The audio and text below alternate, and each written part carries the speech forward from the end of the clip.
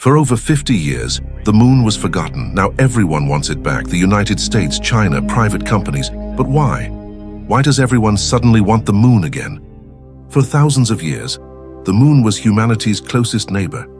It inspired myths, guided travelers across the oceans, and quietly watched every civilization rise and fall beneath it. Then, in the 20th century, it became something far greater. It became our first destination beyond Earth. In July 1969, Apollo 11 changed history forever. For the first time, human beings walked across the surface of another world. It was a moment that united millions of people around the globe. Over the following 3 years, 5 more Apollo missions reached the moon. Astronauts explored new regions, collected hundreds of kilograms of lunar rocks, deployed scientific experiments, and dramatically expanded our understanding of our natural satellite. At the time, many believed this was only the beginning. Permanent lunar bases seemed inevitable. The next generation expected humans to return again and again, but history took a different path. In December 1972, Apollo 17 became the last mission to land astronauts on the moon. As Gene Cernan climbed back into the lunar module, he left behind the final human footprints on the lunar surface. No one realized those footprints would remain untouched for more than half a century. The political race that had driven the Apollo program was over. Without the urgency of the Cold War, priorities changed.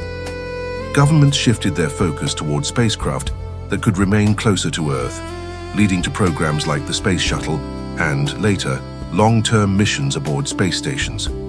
For decades, human exploration never ventured farther than low Earth orbit.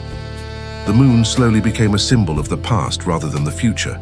Generations grew up seeing the Apollo missions as remarkable moments in history books instead of the beginning of a new era. Yet, the moon never disappeared. It remained exactly where it had always been, silent, unchanged and waiting. Its frozen craters still preserved ancient secrets. Its untouched landscape remained almost exactly as the last astronauts had left it. And after more than 50 years of silence, humanity has decided to return, but this time, the goal is no longer just to visit. For decades, returning to the moon felt like a distant dream. The technology existed, the knowledge remained, but the motivation was gone. That has completely changed. Today, the moon is once again at the center of the world's attention. The United States has launched the Artemis program, an ambitious effort designed not only to land astronauts on the lunar surface again, but to establish a long-term human presence there. Unlike Apollo, Artemis is built around the idea of returning repeatedly instead of making a single historic visit. At the same time, China has quietly built one of the fastest-growing space programs in the world. Over the past 2 decades, it has successfully launched astronauts into orbit, assembled its own space station, landed robotic missions on the moon, returned lunar samples to Earth, and even completed the first successful landing on the moon's far side, a region that never faces our planet. Now China is preparing for its own crewed lunar missions, but this is no longer a competition between only 2 nations. India has demonstrated its growing capabilities by successfully landing near the moon's south polar region, while Japan continues developing advanced lunar technologies and international partnerships. The European Space Agency is contributing critical technologies and scientific instruments to future lunar exploration, working alongside NASA and other international partners. And for the first time in history, private companies are playing a central role. SpaceX is developing Starship, the massive spacecraft selected to serve as the lunar landing system for Artemis missions. Blue Origin is building its own lunar lander while investing in technologies designed for sustained operations on the moon.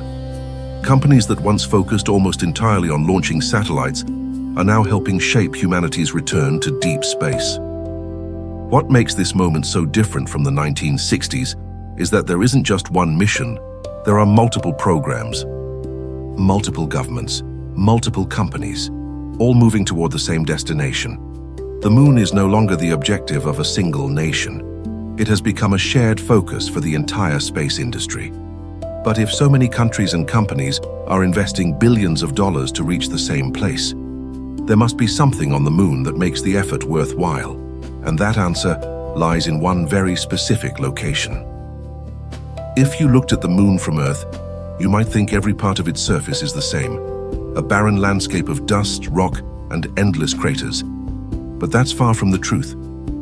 Today, nearly every major lunar mission is focused on one specific region, the moon's South Pole.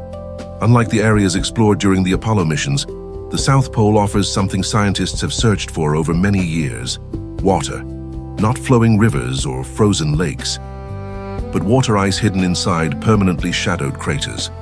Because the moon has almost no atmosphere and its axis is only slightly tilted, sunlight never reaches the deepest parts of some polar craters.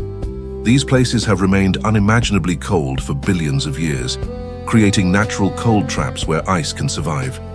That discovery changed everything. Water is one of the most valuable resources in space. It can provide drinking water for astronauts.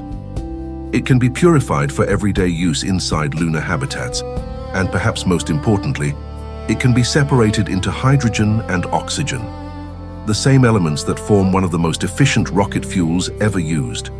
Instead of launching every kilogram of fuel from Earth, future missions could produce part of what they need directly on the moon. The South Pole offers another major advantage. Some nearby mountain peaks receive sunlight for much longer periods than most places on the lunar surface. That means solar panels could generate power for extended periods, making long-term operations far more practical. For scientists and engineers, this combination is extraordinary. Accessible water, reliable sunlight, and some of the most stable locations for building future infrastructure beyond Earth. Suddenly, the moon is no longer just a place to explore. It has become a place where humans might eventually live and work. And that's exactly why so many nations are aiming for the same destination. Because the race isn't simply about reaching the moon, it's about reaching the part of the moon that could make a permanent human presence possible. The question is no longer whether we can land there. It's what we'll build once we do. For most of human history, reaching the moon was the ultimate goal. The Apollo missions were designed to land, explore for a short time, and return safely to Earth. Success was measured by the journey itself. But the next generation of lunar missions is built around a very different idea. This time, the moon is not the final destination, it is the first step toward going much farther. One of the greatest challenges of deep space exploration is distance. Every mission to Mars requires enormous amounts of fuel, equipment, food, water, and life support systems.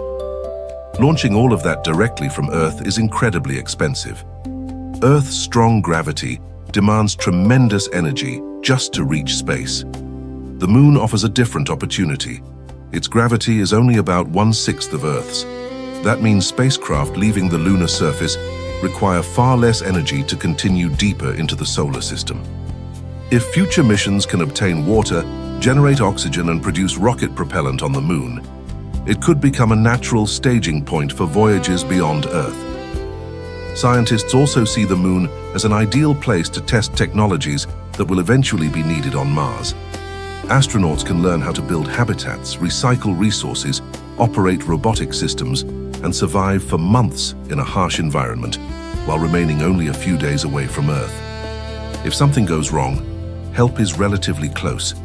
That makes the moon the perfect proving ground before attempting missions that would place astronauts months away from home. Its unique environment also offers extraordinary scientific opportunities. Without a dense atmosphere, telescopes placed on the moon could observe the universe with exceptional clarity. The far side of the moon, permanently shielded from Earth's radio signals, is considered one of the quietest places in the solar system for future radio astronomy. Every new mission is helping answer a different question. Not simply how to land, but how to stay. Because the next chapter of space exploration isn't about planting another flag. It's about building the knowledge, technology, and experience that could one day carry humanity beyond the moon and all the way to Mars. Returning to the moon is only the beginning. The real challenge starts after the first astronauts arrive. For the first time since the Apollo era, space agencies are no longer planning missions that last only a few days. Their long-term vision is to create a sustained human presence on the lunar surface. That won't happen overnight. It will require an entirely new generation of technologies. Future habitats may be partially buried beneath lunar soil to help shield astronauts from extreme temperature changes, radiation, and tiny high-speed particles constantly striking the surface. Robotic systems will likely perform much of the heavy construction before humans even arrive. Some researchers are exploring ways to use lunar regolith, the layer of dust and broken rock covering the moon, to produce building materials through advanced manufacturing techniques, reducing the amount of equipment that must be launched from Earth. Reliable energy will also be essential.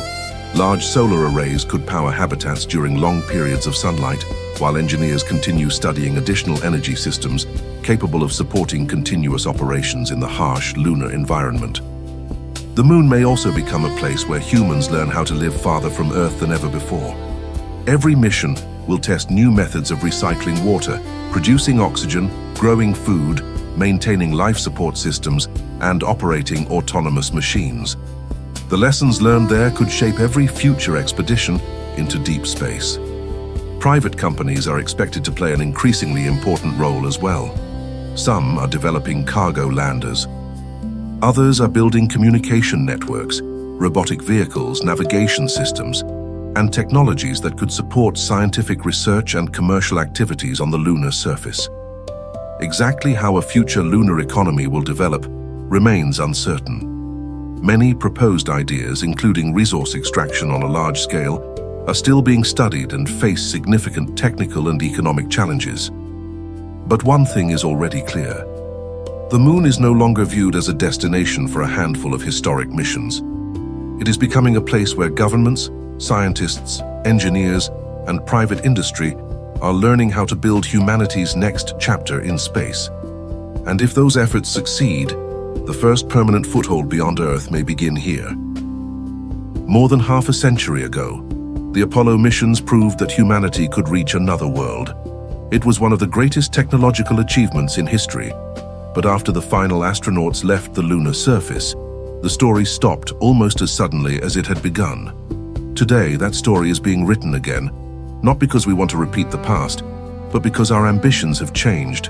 This new generation of explorers isn't returning to leave another set of footprints. They're returning to answer a much bigger question. Can humanity live beyond Earth?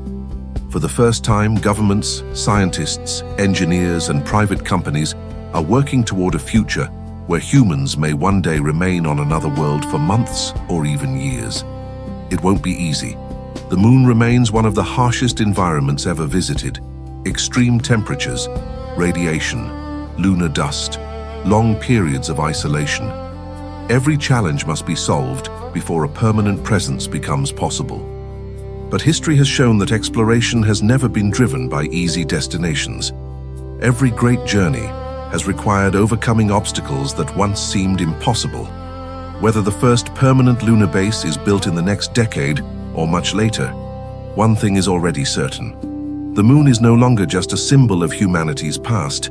It has become part of humanity's future. The decisions being made today, the missions being planned, and the technologies being developed could shape the next century of space exploration. One day people may look back at this moment the same way we look back at the beginning of the space age. Not as the end of a race, but as the beginning of a new chapter for our species. Because the next giant leap may not be the moment we return to the moon. It may be the moment we never have to leave. If you enjoyed exploring humanity's future beyond Earth, consider subscribing to PointView. Every week, we uncover the discoveries, missions, and mysteries that are shaping our understanding of the universe. Because sometimes, the biggest stories aren't about what we've already discovered. They're about where we're going next.